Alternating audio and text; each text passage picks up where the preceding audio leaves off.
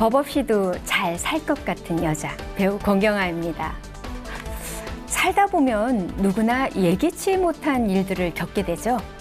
만약 그것이 법정 분쟁이라면 생각만 해도 두렵고 피하고 싶은 일이지만 그렇다고 마냥 손 놓고 있으실 건가요? 저희 법대로 합시다를 통해서 그 해결책을 찾으시면 될 것 같습니다. 오늘 저를 도와서 여러분의 문제를 시원하게 긁어주실 분입니다. 임주혜 변호사님 모셨습니다. 안녕하세요. 법이 있어야 잘 사는 여자 임주혜 변호사입니다. 반갑습니다.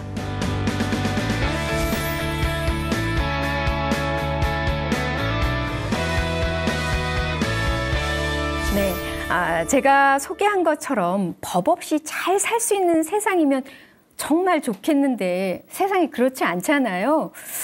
일을 하다 보면 사람들하고 부대끼기도 하고 또 심지어 평생을 함께한 사람들끼리 그 법정 분쟁을 일어나는 일이 다반사인데요. 각자 자기 자신을 지키기 위해서라도 일반인들이 이 법에 대해서 어느 정도 좀 알면 좋지 않을까 그런 생각이 드는데요. 네, 맞습니다. MC님께서 잘 말씀해 주셨는데요. 법이라고 하는 것이 우리 사회에서 피할 수 없는 분쟁을 해결하는 가장 효과적이자 어떻게 보면 유일무이한 수단이라고 할 수 있는데요. 그런데 이제 제가 변호사로 활동하면서 가장 안타까웠던 부분은 많은 분들이 아주 기본적인 법률 지식을 놓치셔서 소송까지 가시고 빌린 돈을 받지 못하시고 이렇게 어려움을 겪게 되시는 분들이 정말 많더라고요. 그렇기 때문에 우리 일반인 분들도 기본적인 법률 지식을 꼭 알고 계시는 게 정말 중요해요. 그런데 법이라는 게 어렵고 따로 공부하시거나 찾아보시기 힘드시잖아요. 그렇기 때문에 이제 매주 우리 법대로 합시다에서 여러 베테랑 변호사님들을 모시고 여러분들이 궁금해하실 만한 생활 법률 지식들을 전달해 드리려고 합니다. 예. 아주 정말 든든합니다. 저희가 매주 주제에 맞는 사연을 받아서 그 사연을 들려드리고 또 거기에 해당하는 법률 자문을 들어볼 예정인데요. 오늘 법대로 합시다. 첫 시간. 주제는 뭘까요? 네, 많은 분들이 시니어층에서 특히 관심을 가지실 만한 그런 주제로 오늘 첫 회를 뽑아봤는데요. 바로 황혼이혼입니다. 와, 첫 시간부터 아주 주제가 굉장히 센데요. 오늘은 변호사 한 분을 더 모셨습니다. 그러니까 매주 바뀌는 주제에 맞게 자문을 해주실 베테랑 변호사님을 모셨는데요. 오늘은 황혼 이혼의 베테랑 변호사입니다. 곽소연 변호사님, 안녕하세요. 네, 안녕하세요. 수평선 법률사무소 대표 변호사 곽소현입니다. 법대로 합시다의 첫 번째 패널로 초대해 주셔서 정말 감사합니다.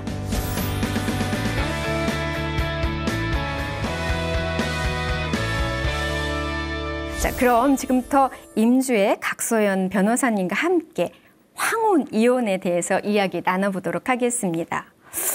황혼 이혼, 매스컴에서 참 많이 듣는 단어인데요. 이혼이면 이혼이지 이게 황혼 이혼, 이게 뭔가 싶은 생각이 드는 분들이 많으실 텐데요. 정확히 황혼 이혼이 뭡니까? 맞습니다. 이제 MC님께서 말씀해 주신 것처럼 이혼이면 이혼이지 앞에 또 황혼을 붙여서 굳이 또 다른 이혼과 분리시켜 말하는 이유가 뭔가 이런 부분 궁금해 하실 것 같은데요. 이제 황혼 이혼이라고 하면은 이제 통상적으로 60세 이상의 연령층에서 하시는 이혼이거나 아니면 혼인 생활을 유지하신 지 20년 이상 된 관계, 그러니까 굉장히 오랜 기간 동안 혼인 생활을 유지해 오셨지만 이제 한 20년을 혼인 기간 이후에 이제 이혼을 하시려고 하시는 분들을 우리가 또 따로 황혼 이혼이라고 말씀을 나누고 있습니다. 정말 이게 거의 반평생, 어떻게 보면 한평생을 같이 함께 살다가 늦게 이혼을 결심하게 된 이유가 뭘까요? 황혼 이혼을 신청하시는 대부분의 배우자들은 어머니들이 많으세요. 그러니까 어머니들이 왜 다 늦게 이렇게 이혼을 결심하게 되셨냐? 대부분은 아버님들의 가부장적인 생활 태도를 도저히 견디지 못하고 이제는 나도 편하게 살고 싶다라는 소망 때문에 이혼 신청을 하시게 되는 경우도 많습니다. 그리고 평생 내가 일궈놓은 재산이 있는데 그게 대부분 아버님 명의로 많이 돼 있으시더라고요. 그렇기 때문에 나도 내 이름으로 내 재산 가지고 한번 써보자 라는 그런 생각을 가지고 있으시기도 합니다. 근데 무엇보다 제가 이혼 사건 하면서 제일 안타까운 경우가 이제 소위 남자의 바람은 지나간다라고 하지만 황혼에 이르기까지 그 버릇을 고치지 못하시는 아버님들이 좀 있으세요. 많으시죠, 네. 그래서 어머니들이 이제는 도저히 못 참겠다. 내가 평생 참았지만 이제는 아이들도 다 크고 누구 눈치 안 보겠다라고 하셔서 이번에 버르장머리를 고쳐놓겠다라고 하시면서 이혼을 제기하시는 경우도 많습니다. 아, 그렇군요. 아, 듣고 보니까 이게 주위에서 아이들 다 키워놓고, 아, 이제 내 삶이 없구나. 너무 허무하구나. 이제라도 내 인생을 찾고 싶다. 이런 얘기 하시는 분들 제가 많이 들은 것 같아요. 그럼 황혼 이혼의 특징은 어떤 것이 있을까요? 네, 저도 요즘 이혼 상담 오시는 분들 보면은 50% 이상이 황혼 이혼이라고 할 정도로 사실 그 비중이 굉장히 높은데요. 또 황혼 이혼만의 특징을 좀 산출해서 설명드릴 수 있을 것 같아요. 먼저 이제 앞서 말씀드린 것처럼 60세 이상 아니면 결혼 기간이 20년 정도 이상이 되시는 그렇게 좀 오랜 기간 혼인 생활을 유지해왔음에도 이제 이혼을 하시겠다 한다는 그런 특징이 있고요. 그리고 또 서로 간에 부양이 필요한 관계 간에 발생한 이혼이다. 이게 특징으로 말씀드릴 수 있을 것 같아요. 그러니까 이제 뭐 아이들도 다 자라고 같이 여행도 다니시고 맛있는 것도 먹으러 다니시고 병원도 함께 다니시고 이렇게 서로가 서로를 부양해 줄 수 있는 그런 노령층의 경우에 이제 그럼에도 불구하고 서로가 부양이 필요함에도 이제 이혼을 결심하신다. 내가 부양을 받지 않고 혼자 살겠다. 이렇게 하신다는 특징이 있고요. 그리고 또 이게 굉장히 중요한 특징인데요. 맞서 말씀드린 것처럼 이제 노령층에서 주로 하시는 이혼이다 보니까 다른 이혼과는 달리 자녀에 대한 그런 분쟁이 없으세요. 뭐 양육권은 누가 가질지, 친권은 누가 가질지, 양육비를 어떻게 할지가 통상적인 이혼에서 굉장히 치열하게 다퉈지는 부분인데 황혼 이혼의 경우에는 사실 저에게 직접 상담 오시는 분들도 자녀분께서 부모님을 모시고 오는 경우도 있거든요. 그러니까 이런 자녀층이 이혼에 대해서 관여하는 바가 없다. 자녀가 이 이혼에 당락에 영향을 미치는 바가 없다. 이런 특징을 또 말씀드릴 수 있을 것 같고요. 그리고 마지막으로 정말 중요한 부분인데요. 재산 분할을 가지고 또 첨예하게 다투십니다. 아무래도 혼인 기간이 길다 보니까 재산이 또 막 뒤엉켜 섞이게 되시잖아요. 상속받으셨던 재산도 있으실 거고 또 이제 재산을 많이 일구시다 보니까 특히 요즘같이 부동산 값이 폭등하고 있는 경우에 이제 집 갖고 계신 거 가지고 이제 재산 분할이 참 대립이 많이 되세요. 그렇기 때문에 재산 분할이 항상 이슈가 되는 이혼이다. 이렇게 설명드릴 수 있을 것 같습니다. 아, 네.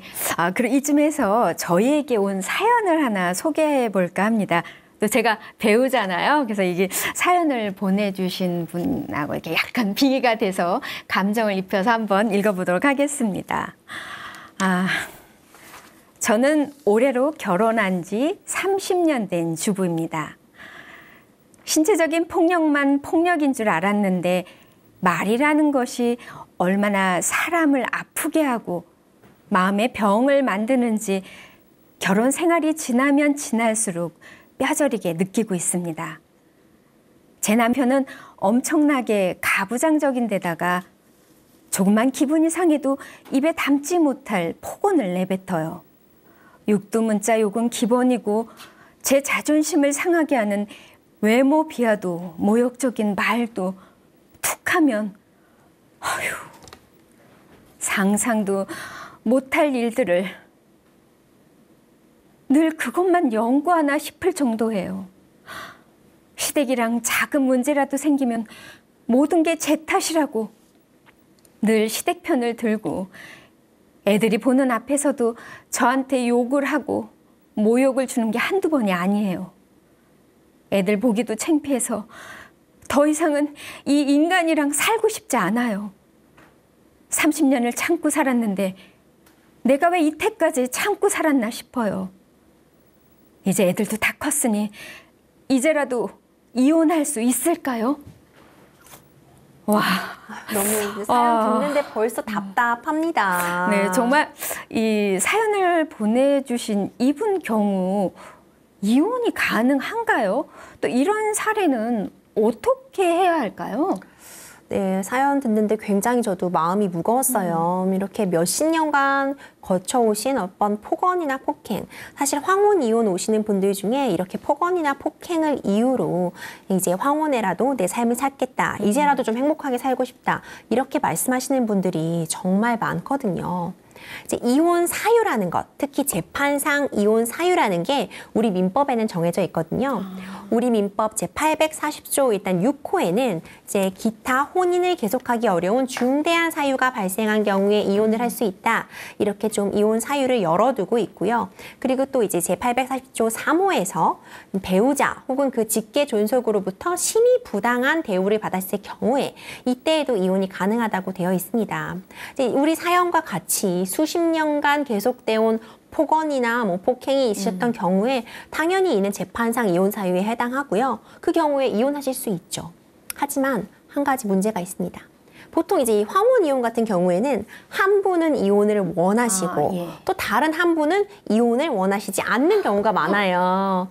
그렇기 때문에 결국 이혼 소송으로 간다면 이런 재판상 이혼 사유가 발생했기 때문에 내가 이혼이 가능하다. 이 점을 입증, 그러니까 증명해내셔야 하거든요. 폭언이나 폭행이 수십 년간 계속되어 오셨다고 해도 제가 항상 상담을 하면서 좀 안타까웠던 부분은 실제로 그에 대한 증거를 갖고 계신 분들이 거의 없어요. 그러니까 폭언과 폭행이 수십 년간 있었어도 뭐 그게 녹음이 되었다거나 뭐 녹화가 된 영상이 있다거나 뭐 폭행이 있으셨다면 병원에 가셔서 진단서를 떼놓으셨다거나 사실 이렇게 해두시는 경우가 많지 않거든요. 그렇기 때문에 이런 폭언이나 폭행이 지속되었다면 이는 분명히 재판상 이후에 해당은 하지만 결국 이혼 소송에 가셔서 승리하시려면 이혼을 하시려면 이에 대한 증거를 가져오셔야 돼요. 그래서 제가 좀 이런 말씀 드리기 늘 너무너무 안타깝지만 적어도 상담받으실 때까지 증거가 없으셨다면 돌아가셔서라도 이제 한두 달 정도는 그런 폭언 같은 걸 녹음을 해오시라고 말씀을 드리거든요. 이게 참 어떻게 보면 너무 좀 잔인한 그런 말씀이긴 하지만 소송을 하셔서 이기시려면 그러실 수밖에 없어요. 안 그러시면 이제 자녀분들이 이렇게 뭐 어머님이나 아버님이 수십 년간 폭언이나 폭행에 시달렸다. 뭐 시어머니나 시부모님과 갈등이 있었다. 이로 인해 심히 부당한 대우를 받아왔다. 이런 부분을 이렇게 자필로 뭐 확인서나 진술서 등의 형태로 적어주시는 거를 재판에 내는 경우도 있는데 사실 이렇게 가정상의 그런 어려운 부분을 자식들한테 이렇게 제 법원에 내라 이렇게 말씀하기 좀 어려우시잖아요. 그래서 이제 저는 적어도 녹음이나 녹화 이런 증거를 좀 만들어 오셔라. 문자 메시지 같은 거 캡처해 오셔라. 좀 이렇게 말씀드리고 있는 편입니다. 사실 근데 우리가 남편하고 이렇게 대화를 녹음을 하거나 영상을 찍어 놓지는 않잖아요.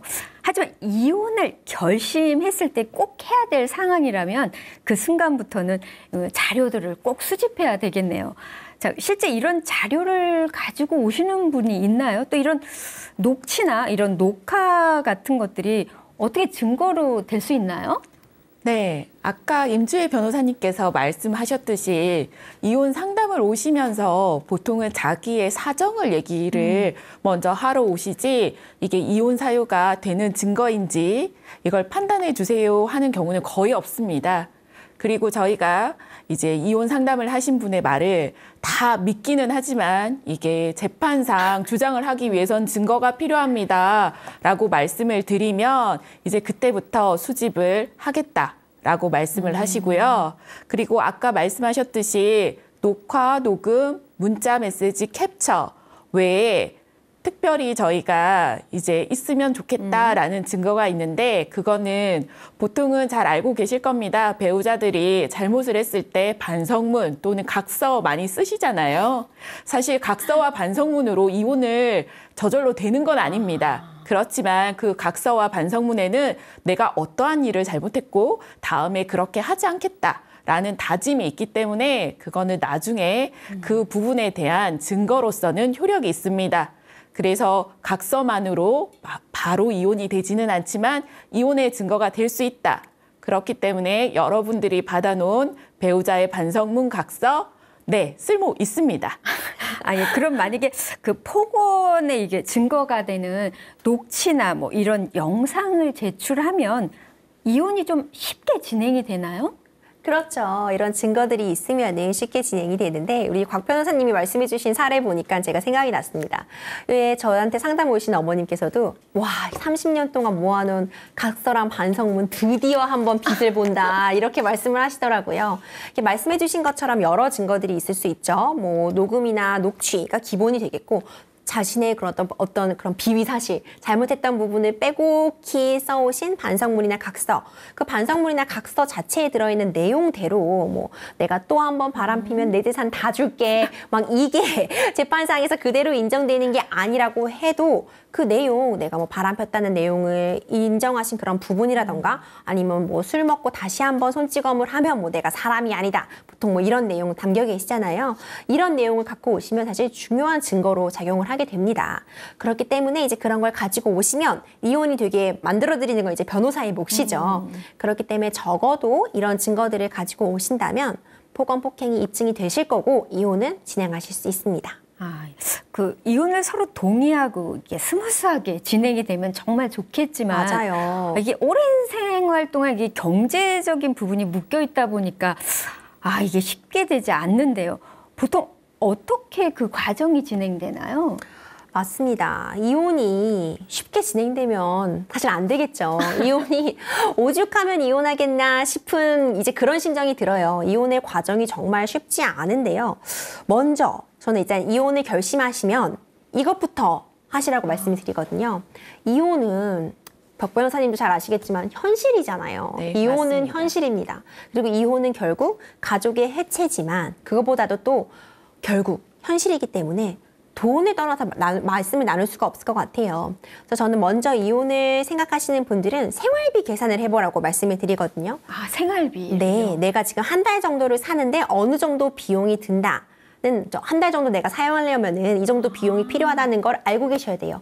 그래야지 내가 이혼 후에 경제적으로 어떻게 자립할지를 판단해 보실 수 있거든요. 그리고 또 이제 자녀들이 장성했다고 해도 요즘은 공부하는 기간도 길고 그렇죠. 대학교 등록금 같은 것도 만만치 않기 때문에 부모님으로부터 원조를 받아야지 또 학업을 마칠 수 있는 상황이라 그런 부분을 계산하셔서 내가 어느 정도 경제적 자립이 가능하겠다. 이 부분 먼저 계산해 보셔야 되고요. 그리고 또 이제 그 다음에 정말 이게 황혼 이혼에서 중요한 퇴직금, 연금 계산해 보셔야 되거든요. 퇴직금, 연금을 이제 분할해서 받아오실 수도 있고 내가 받을 퇴직금, 연금을 일정 부분 배우자에게 떼줘야 할 수도 있기 때문에 퇴직금, 연금 같은 거 확인해 보시라 말씀을 드리고 그 다음으로 또 하셔야 되는 일이 있어요. 그 다음에는 이제 이 황혼 이혼에서는 재판상 이혼으로 가시면 돈을 좀 떼주셔야 되는 분, 재산 분할을 해주셔야 되는 분들이 대부분 재산 분할 안 해주려고 또 하세요. 이제 특히 이제 우리 부모님 세대 같은 경우에는 보통은 이제 아버님이 주로 일을 하시고 어머님은 수십 년간 이제 가정주부로서 가정을 돌보고 계신 경우가 많은데요. 그렇기 때문에 이제 재산을 가지고 이거 내가 혼자 다 번 돈이다 이렇게 하시는 경우가 많아요. 근데 사실상 이제 오랜 기간 혼인 기간이 계속되다 보면 그 재산을 형성하고 또 불려 나가시는데 재테크도 하셨을 거고 때에 맞춰 집도 사셨을 거고 또 자녀 양육이라는 게 사실 엄청난 노동력이 그렇죠. 투입되는 일이잖아요. 맞아요. 그렇기 때문에 재산을 안 주려고 하시는 경우를 저희가 또 받아오기 위해서 재산에 대해서 가압류, 부동산에 대해서는 처분금지 가처분을 해두시고 이제 이혼 소송을 같이 진행하셔야 돼요. 안 그러면 나중에 재산 분할 판결 나왔는데 상대방이 다 재산 같은 거 빼돌리시면은 또 그거 제대로 받아오실 수가 없거든요. 이제 이걸 하신 다음에 이제 어떤 걸 또 하셔야 되냐 이렇게 재산에 대한 것, 뭐 이제 돈에 대한 거를 한번 이제 정리를 해두시고 나면 이제 이혼을 그래서 결국 어떻게 하셔야 되는지 말씀드리고 싶은데 이혼을 하는 방법에는 3가지가 있습니다. 3가지나요? 네, 3가지가 있어요. 이제 보통 이제 우리 드라마에서 나오죠. 나 작성할 서류 다 작성했고 도장도 찍어놨어. 당신 것만 채워서 제출하면 돼. 이런 드라마에서 나오잖아요. 네네네. 사실 요거는 재판상 이혼이 아니라 협의 이혼이세요. 둘이 합의해야 네, 해. 그렇습니다. 이제 MC님 말씀해 주신 것처럼 이제 협의하에 이제 가정법원에 방문하셔서 서류 내시면서 이혼하시는 이 케이스를 우리가 협의 이혼이라고 하고요. 두 번째는 조정 이혼이라는 게 있습니다.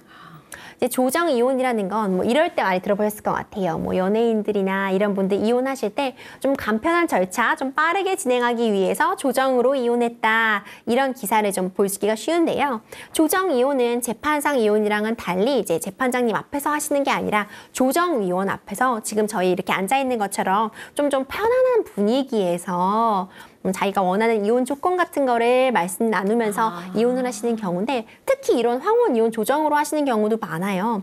그때 이제 조정 이혼을 하시면서 넣는 조건에 우리가 완전히 같은 집에 살기는 하는데 내가 빨래도 안 해주실 거고 밥도 안 해주실 거고 같은 집에 살기만 하지 나는 완전히 세대를 분리할 것이다. 네. 이게 실제로 재판 조정문에 조정 이혼에 들어가기도 하거든요. 그래요? 이런 식으로 이제 좀 더 자유롭게 폭이 넓게 진행하실 수 있는 게 조정 이혼이다. 이렇게 알아두시면 좋을 것 같고 마지막은 결국 끝까지 가는 경우 재판상 이혼이라고 말씀을 드릴 수 있을 것 같아요. 근데 재판상 이혼이라고 하면 결국 재판에 가서 법원에 가서 재판장님 앞에서 시시비비를 좀 가르고 재판상 이혼 사유가 진짜로 발생했는지 그리고 또 이제 재산은 어떻게 분할할지 이걸 나누는 이혼이거든요. 그러니까 이렇게 세 가지가 있다. 이렇게 재판상 이혼의 과정까지 말씀드리고 싶습니다. 근데 제가 요즘에 이렇게 들어보면 이혼까지 가지 않고 이게 조론이라고 하나요? 이렇게 선언하시는 분들이 굉장히 많더라고요. 또 어느 예능 프로 보니까 시니어 연예인 부부가 뭐 조론을 주제로 한 그런 프로그램도 나오고 있는데요. 그럼 이렇게 굳이 이혼을 해야겠다. 뭐 이렇게 조론을 하신 분도 많겠지만 또 이렇게 꼭 이혼을 해야겠다 하시는 분들은 합의해서 이렇게 법정까지 가게 되면 법원에서 이 황혼 이혼권을 어떻게 처리들을 하시나요? 네, 황혼 이혼이 이렇게 법정에 왔을 때는 사실 판단하시는 판사님들이 당사자보다 더 어리신 경우도 많습니다. 그렇겠네요, 네. 정말. 그렇기 때문에 판사님들도 그간의 이제 결혼 생활을 찬찬히 살펴보시고 이게 어떻게 이혼을 꼭 하시려는 이유가 무엇인지 꼼꼼하게 살펴보십니다. 특히 판사님들 같은 경우에는 이제 그 아버님과 어머님을 이제 모셔놓고 꼭 지금 이렇게 지금까지 결혼 생활 잘 유지하셨는데 이제 와서 이제 하시려고 하는 이유가 무엇이냐 이 부분에 대한 사유를 꼼꼼하게 살펴보시고요. 그리고 혹시나 어머님들이 많이 이렇게 이혼을 제기하시는데 그게 친척분이나 가족들이 혹시 부추겨서 이혼을 하시려고 하는 건 아닌가 이제 그런 경우를 살펴보십니다.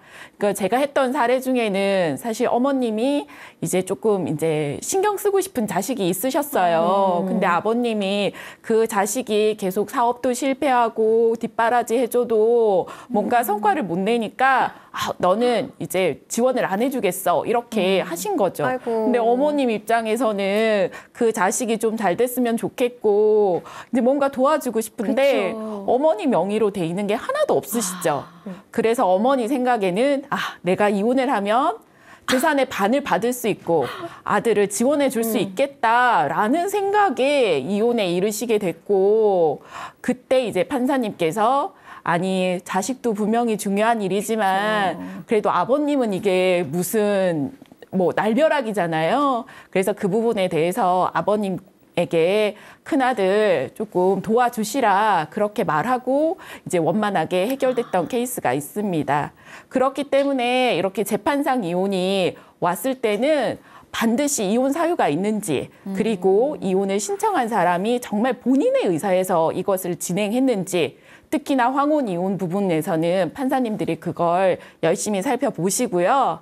그렇기 때문에 이혼 사유가 있는지에 대해서 꼼꼼하게 이렇게 살펴보신 후에 만약에 이혼 사유가 설령 있다고 하더라도 아버님들이 내가 생활 태도를 고치겠다. 그리고 전부 다 내 명의 재산으로 돼 있지만 어머니에게 일부의 재산의 명의를 증여하겠다라고 하시면서 서로 원만하게 조정하시고 소치하시는 걸로 종결되는 케이스도 정말 많습니다. 그렇군요. 정말 서로 이렇게 부족한 부분을 고쳐서 정말 남은 생을 끝까지 같이 가면 너무 좋겠지만 결국 이혼을 하게 된다면 가장 예민한 부분이 이 경제적인 게 아닌가 그렇게 생각이 드는데요.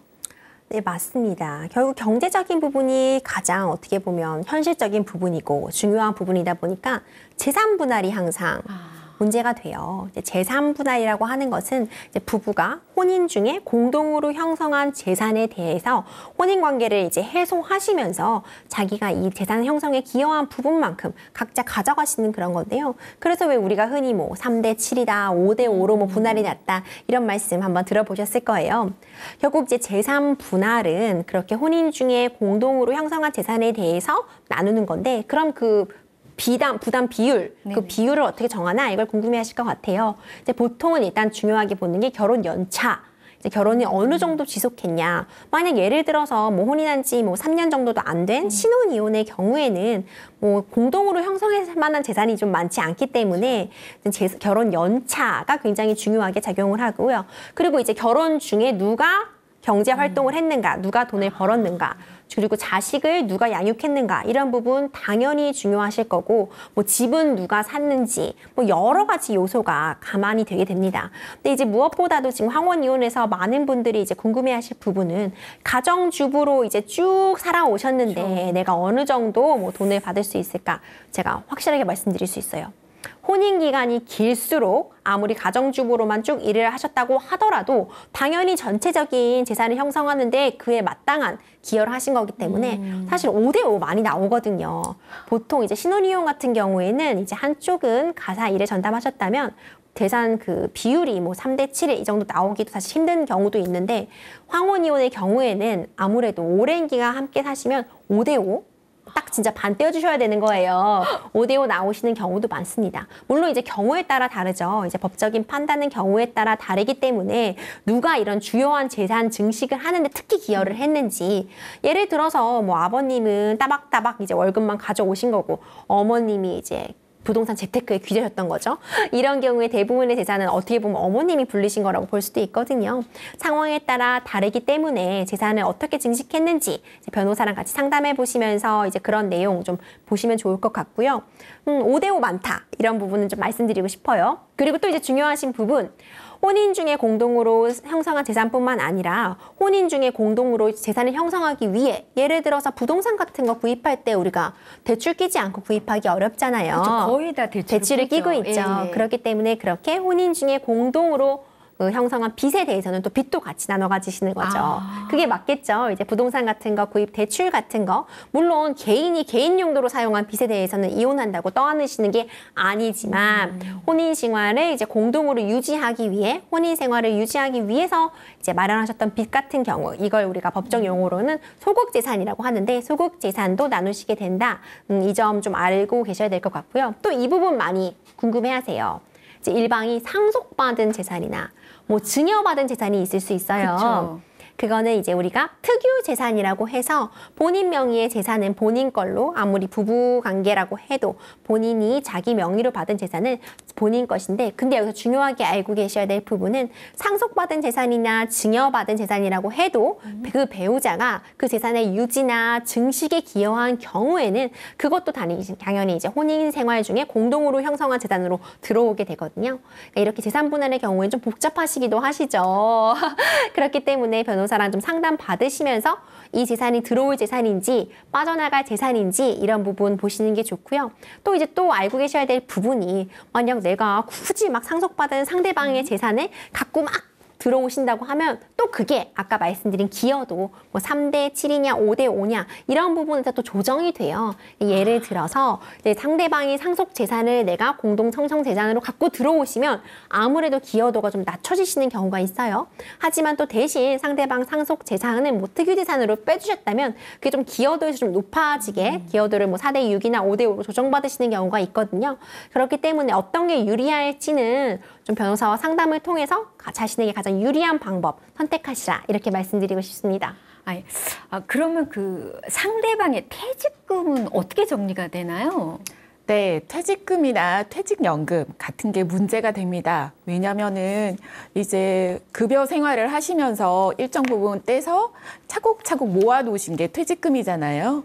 그러니까 결혼 생활 동안 이제 나도 함께 그 부분에 대한 기여한 부분이 있을 것이다 그쵸. 라고 주장을 할 수 있습니다. 그렇지만 과거에는 아직 퇴직도 안 했는데 무슨 퇴직금이냐 또는 퇴직연금을 어떻게 나눠주란 말이냐 이렇게 해서 과거에는 나눌 수가 없었습니다. 그렇지만 아까 말씀드렸듯이 아니 이게 한 사람만의 노력으로 된 게 아니잖아요.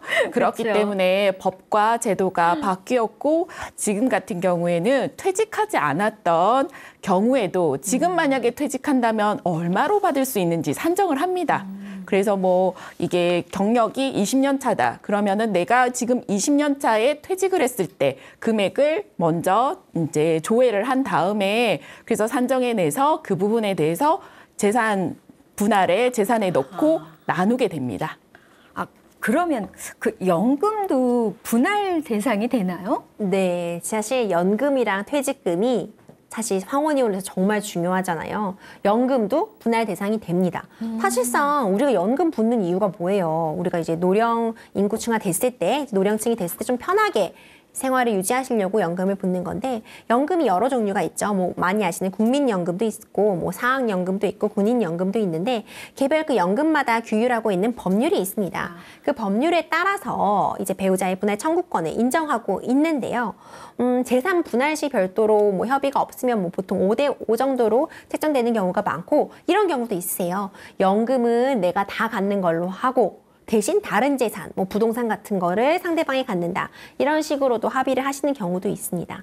이제 구체적으로 보면은 이제 국민연금의 경우에는 혼인 기간이 이제 5년 이상 기속되셔야 되고요. 60세 이상이 되시면 배우자였던 자의 이제 국민연금을 분할해서 받으실 수 있고, 뭐 공무원 연금이나 사학 교직원 연금도 혼인 기간이 5년 이상, 65세 이상이 되시면 분할해서 받으실 수 있습니다. 그런데 이제 군인연금의 경우에는 직접적으로 배우자가 청구해서 받을 수 있는 분할 청구권이 인정이 되고 있지 않아서 만약 상대방이 안 주면 이 부분 별도로 좀 강제 집행을 해야 되는 그런 부분은 있고요. 이제 그리고 분할연금은 이혼의 효력이 발생한 날로부터 이제 3년 이내에 미리 청구를 할 수 있는 특례를 인정해 두고 계세요. 왜냐하면 이게 왜 이렇게 해두셨냐면 까먹으시는 경우가 많아요. 이 연세에 되셔야지 이제 연금을 받으실 수 있는 건데 그렇죠. 미처 이혼은 미리 하고 까먹으실 수 있어서 이런 거를 해두실 수 있고 이제 선청구 접수해 놓으시면은 나중에 수급 요건이 되실 때 그때 방땅 챙기지 못하시더라도 지급 가능하시다는 점도 기억해 두시면 좋겠습니다. 그러니까 황혼 이혼에서는 퇴직금과 연금 매우 중요합니다. 아, 정말 어떻게 보면 나이 들어서 나오는 그 돈이 사실 정말 제일, 중요한 제일 돈이시죠. 중요할 수 있겠네요. 그럼 그 본인이 증식한 재산이 아니라 이렇게 우리 부모님이 이렇게 상속해 주는 재산도 있잖아요. 근데 예를 들어서 뭐 몇 년 전에 아버님이 뭐 돌아가셔서 상속했다. 근데 이 땅도 어떻게 이렇게 분할할 수 있는 대상이 되는 건가요? 네, 아까 임주혜 변호사님께서 자세히 설명해 주셨는데 제가 이제 부연해서 다시 말씀드릴게요. 이거 되게 헷갈리는 부분이거든요. 그리고 이제 부모님들이 미리 이렇게 사전적으로 증여를 해두시거나 이제 상속을 해두신 게 있는데 그게 대부분은 뭐 부동산을 유지하기 위해서 다 돈이 듭니다. 뭐 이걸 등기를 하기 위해서도 등기 비용이 들고 재산세를 내기 위해서도 재산세가 드는데 그런 돈을 이거는 내 거니까 내 특유 재산이니까 내가 번 돈에서 내가 다 관리를 했어 라고 주장할 수 있는 경우는 거의 없거든요. 그래서 상속받은 지 그리고 증여받은 지 어느 정도 기간이 흘렀다면 아까 임주혜 변호사님께서 말씀하신 대로 저희 재산 분할에 넣을 수가 있고 그렇지만 이게 그렇게 포함이 된다고 하면 이제 재산 분할을 하는 기여도 부분에서 좀 영향을 받을 수 있기 때문에 이걸 반드시 주장을 하는 게 본인한테 유리한지 그 부분은 조금 생각을 해보셔야 합니다. 정말 이렇게 이야기만 들어도 이게 재산 분할 뭐 이렇게 따져서 이혼하자니까 너무나 복잡한 것 같아요.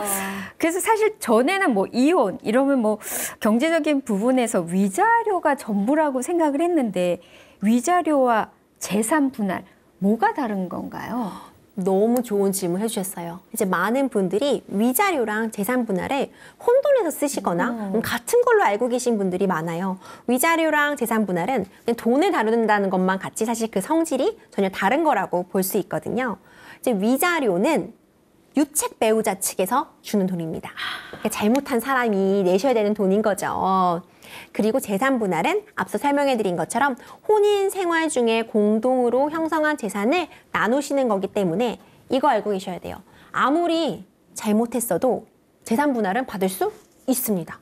그건 그냥 혼인 생활 중에 만드는 우리의 공동 재산을 내가 기여한 기여도에 따라서 나누는 절차라고 보시면 되고요. 그렇기 때문에 상대방이 잘못해서 이혼을 하는 경우라도 줄 돈이 있으면 줘야 되는 부분이죠. 이런 거 물어보시는 부분 많거든요. 뭐 한쪽이 일방적으로 뭐 도박이나 뭐 외도 이런 걸로 잘못해서 이혼을 했음에도 내 집 나눠줘야 되냐 이렇게 물어보시는 분이 있는데 거기에 대한 답은 나눠주셔야 돼요. 재산 분할은 해주셔야 되는 게 맞고 대신에 우리에게는 위자료를 청구할 수 있거든요. 이제 위자료라고 하는 거는 내 정신적인 손해, 내가 상대방으로 인해서 받은 그 정신적인 손해를 적어도 돈으로라도 좀 해소받겠다 이런 건데요. 근데 좀 우리나라에서 지금 위자료에 좀 문제라고 하면 문제라고 할 수 있는 점이 그렇게 생각보다 많은 액수가 인정되고 있지는 않아요. 통상적으로 이런 이혼 소송 같은 경우에는 뭐 1,000만 원에서 3,000만 원 정도 인정된다고 보시면 되거든요. 어떻게 보면 내 정신적인 손해를 다 배상받기에는 좀 적은 액수가 아니냐 이런 말들이 많이 있고 특히 이제 간통죄가 폐지된 이후에 결국 그런 상대방 배우자의 불륜에 대해서 내가 소송을 제기하고 손해를 좀 발상받을 수 있는 방법이 결국 이 위자료인데 좀 위자료를 현실화해야 되는 거 아니냐, 좀 액수를 높여야 되는 거 아니냐 이런 얘기는 꾸준히 진행이 되고 있습니다. 근데 황혼이혼 같은 경우에는 고통받으신 그 기간이 길다는 특징이 있어요. 앞서 말씀드린 것처럼 적어도 20년 이상의 혼인 기간이 있으신 분들이 하시는 이혼이시기 때문에 얼마나 그 사연이 많으시면 곽 변호사님 아시잖아요. 네. 그 이혼 상담 오시는 분들이 사실 변호사한테 어떤 조언을 들으시고 얘기를 들으셔야 되는데 본인 얘기 하실 게 너무 많으세요. 그만큼 그 쌓아온 그 사연과 그 일들이 정말 많으시거든요. 그렇다면 몇십 년 그렇죠. 동안 이렇게 참고 오시다가 이렇게 하신 거니까 결국 결혼식 첫날 밤 얘기부터 나오세요. 첫날부터 뭐 처음에 시댁에 갔는데 이런 얘기부터 나오시거든요. 정말 안타깝죠. 그렇기 때문에 그 기간이 길다면 그 정신적인 고통도 기셨다는 뜻이잖아요. 그렇기 때문에 저는 한 5,000만 원 정도까지 나오시는 것도 봤거든요. 그러니까 굉장히 그래도 위자료가 황혼이혼의 경우에는 그런 정신적인 손해가 인정된다면 좀 현실화된 액수가 나오실 수도 있지만 이제 그런 부분은 좀 액수가 우리의 생각만큼 나오지는 않을 수 있다. 이런 부분을 좀 감안해 주셔야 될 것 같고 다시 한번 강조드리지만 재산 분할과 위자료는 다른 성격이다. 한 번 더 말씀드리고 싶습니다. 제 입장에서 봤을 때 위자료가 또 좀 많아야 돼. 그것 때문에 대부분 이혼을 이렇게 소송하고 그러는 것 같은데 이게 참 어렵네요. 주로 이 황혼 이혼은 아내들이 좀 많이 하는 편이잖아요. 근데 남편 쪽에서도 황혼 이혼을 주장하는 경우가 있다고 하는데 어떤 이유에서 그렇게 하는 건가요? 네, 남편들 같은 경우는 이제 활발하게 사회 활동을 하시다가 은퇴를 하시고 이제 소위 삼식이라고 하죠.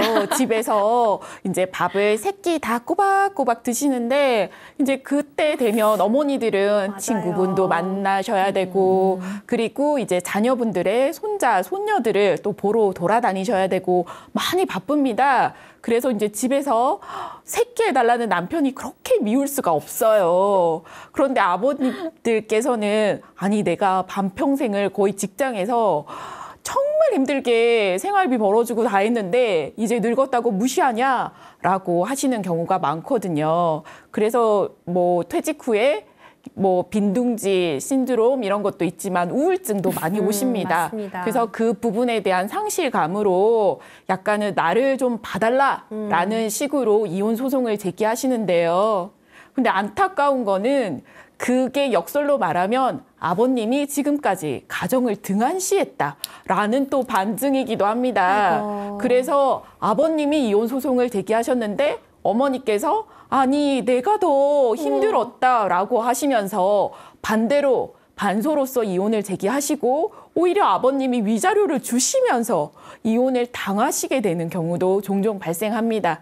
그래서 이렇게 은퇴 후에 좀 느끼시는 그런 상실감 이런 거는 가족과 좀 소통을 하셔서 풀 수 있는 방법을 제기하셔야지 아니 내 재산 내가 마음대로 하겠다 이혼 소송을 해서 자기 존재감을 좀 보여주시려고 하는 거는 오히려 이혼을 당하실 수도 있다. 그렇게 제가 말씀드리고 있습니다. 그러니까 보니까 평소부터 정말 잘해야 될 것 같아요. 맞아요. 맞습니다. 우리가 이런 사례 보면 어떤 한 것 하나 때문에 그런 게 아니고 이게 몇십 년 동안 누적누적 돼서 이런 일이 벌어지는 것 같아요. 우리가 그런 얘기하잖아요. 젊었을 때 잘해라. 맞아요. 이게 맞습니다. 이야기가 여기 딱 맞는 것 같습니다. 두 분이 이렇게 여러 사례 의뢰받아서 황혼 이혼 소송들을 아마 많이 해봤을 텐데요. 기억에 남는 사례가 있으신가요? 그것도 어떻게 진행이 됐었나요? 이제 많은 분들이 변호사라고 하면은 싸움을 부추기는 사람이다. 내지는 뭐 이혼을 시키고 싶어서 안 달라는 사람이다. 이렇게 생각하실 수 있는데 사실 제가 활동하면서 가장 보람이 있을 때는 제 상담 받으시고 나가서 변호사님 저 소송 안 해도 될 것 같아요. 저 변호사님 말씀 주신 대로 상대방이랑 얘기 잘 했더니 원만하게 합의됐습니다. 라던가 아니면 이렇게 가정 문제 상담 오신 분들도 제가 좀 냉정하게 조언을 드리고 나서 돌아가셔서 제가 이런 부분 제가 법적으로 이런 권리를 행사할 수 있다고 따박따박 말씀드렸더니 저 공동명의 받았습니다. 내지는 저 명의 되찾아왔어요. 이렇게 말씀 주시는 경우가 사실 저는 개인적으로 가장 보람 있고 이 맛에 변호사 한다 이런 생각 드는 경우가 많거든요. 그래서 저도 실제로 저랑 이제 한참 상담을 나누셨어요. 이제 아버님이 가부장적인 그런 언행을 많이 해오셨고 실제로 혼인 기간 중에 아버님만 뭐 바깥 일을 하셔서 월급을 벌어 오셨지만 어머님께서 그 재산 유지 형성에 굉장히 많은 기여를 하신 상태였어요. 결국 아버님은 다른 쪽에 집을 사자고 하셨는데 어머님이 이제 강남 노른자위에 아파트를 본인이 의지로 구입을 하셔서 지금 재산의 대부분을 형성해 두신 상태였고 자녀 양육에 있어서도 굉장히 훌륭하게 세 자녀를 어머님이 혼자 키우신 상태였거든요. 근데 이제 이런 가정에서 아버님이 생활비 같은 거를 하나도 안 주시는 거예요. 이제 너가 이제 자식들도 다 컸는데 뭐가 필요하냐 이렇게 말씀을 하시면서 집도 사실 어머님이 구입을 하신 집이었지만 아버님 명의셨고 예금 같은 것도 다 아버님 명의로만 되어 계셔서 어머님이 숨통 트일 곳이 없었던 거죠. 정말 콩나물값 한 번, 뭐 우유값 한 번 다 매번 껌껌이 거의 아버님께 받아 쓰셔야 하던 그런 상황이셨는데 저한테 이제 이혼이 되겠냐고 찾아오셨어요. 그래서 제가 근데 뭐 결정적인 뭐 폭언 같은 부분이 있으시긴 했지만 뭐 결정적인 뭐 이혼의 증거 같은 게 없으셨던 상태였고 제가 이제 가셔서 말씀을 드리라고 했죠. 따박따박 재산 반 무조건 주셔야 되고 예금도 반이고 아파트도 반이고 그러고 이혼하자고 말씀드리라고 했더니 이제 어머님이 바로 저랑 상담받고 아버님이랑 단판을 지셨나 봐요. 그리고 저는 이제 공동명의 아파트 받으셨다고 저한테 고맙다고 인사하러 연락을 따로 주셨더라고요. 저 굉장히 기억에 남는 그런 사례였습니다. 정말 보람 있으실 것 같아요. 네. 그래서 아무리 남편이 정말 많이 벌어와도 집에서 부인이 어떤 그 관리를 잘 못하거나 아이들 잘 케어하지 못한다면 아무리 많은 돈도 그게 모이지 않고 다 없어지잖아요. 그렇죠. 그래서 이 가정주부라는 게 어떻게 보면 하찮게들 남자분들 가끔 그렇게 말씀하시는데 정말 든든하게 그런 걸 지켜주기 때문에 그렇게 재산도 증식될 수 있다는 걸 잊으면 안 될 것 같습니다. 맞아요. 근데 이게 또 황혼 이혼이 다른 이혼에 비해서 착수금이 조금 더 비싸다는 얘기를 들었는데 이거 무슨 얘기죠? 네, 이혼 소송을 이제 의뢰하시려고 하실 때 다 첫 마디가 변호사님 얼마 드려야 돼요?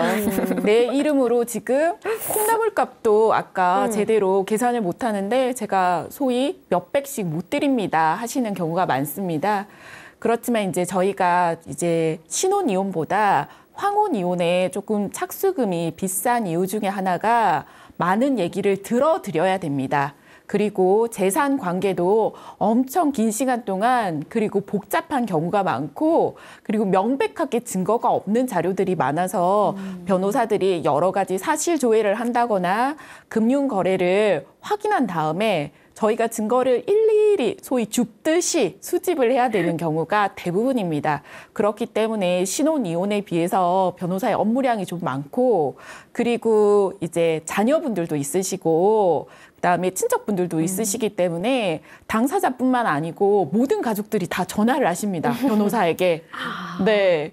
그렇기 때문에 이제 그런 부분에 대한 일이 많아지는 그런 부분에 대해서 저희가 일정한 보수를 조금 더 청구하는 그런 부분이 있는 것입니다. 저 덧붙여서 말씀드릴 수 있을 것 같아요. 또 이제 황혼 이혼의 어떤 특징적인 또 하나로 볼 수 있는데, 중간에 소를 취하하시거나 아니면 이제 이혼을 안 하시려고 하시는 경우가 많아요. 사실 어떤 부분은 이제 제가 보기에는 이제 상대방 배우자 아버님이나 혹시 어머님을 좀 이제 좀 갱생시키시려고 좀 겁을 좀 주시려고 일부러 변호사 사무실도 찾아오시고 소송도 한번 제기해 보시려는 경우가 있는데, 사실 이렇게 제기하시는 거는 안 되죠. 법원 바쁜데 이렇게 그냥 상대방을 좀 적이게 보이려고, 상대방에게 좀 위협적인 액션을 취하려고 소송을 제기하시는 건 안 돼서, 또 어떤 변호사님들은 일부러 착수금을 좀 비싸게 부르신다고 하더라고요. 그럼 이제 다시 한번 생각해보는 그런 효과를 가져올 수 있게, 그래서 적어도 이만큼 착수금을 내고 나면은 이제 이혼을 정말 이제 이혼 소송을 가셔야 되는 거니까 적어도 좀 잘 생각해보고 소장을 내셔라, 이런 의미도 좀 담겨 있는 것 같습니다. 정말 오늘 두 분 변호사님 얘기를 들어보니까 이 이혼이라는 거, 황혼 이혼이라는 게 너무 복잡하고 어렵습니다. 그래서 아마 서로 조금씩 양보하고 이런 일이 없었으면 정말 좋겠습니다. 오늘 법대로 합시다. 오늘 황혼 이혼에 대해서 알아봤습니다. 모든 부부가 정말 별 문제 없이 백년해로하면 정말 좋겠지만, 살다 보면 뜻대로 되지 않는 게 인생이잖아요. 어쩔 수 없이 선택할 수밖에 없다면 법에 대해서 좀 잘 알고 준비하는 게 좋을 것 같습니다. 오늘 두 분 변호사님 너무 감사하고요. 다음 주 주제는 뭔가요, 변호사님? 황혼 이혼만큼 우리 시니어층에서 정말 관심을 가지실 만한 그런 주제라고 생각을 하는데요. 또 요즘 이거 법이 자주 바뀐다느니, 어떻게 해야지 절세를 할 수 있느니, 이런 부분 많이 물어보시거든요. 바로 다음 주 주제는 상속의 모든 것입니다. 상속. 네, 다음 주도 아주 기대가 되는데요. 저희는 여기서 인사드리고 다음 주에 뵙겠습니다. 함께해 주신 여러분 감사합니다.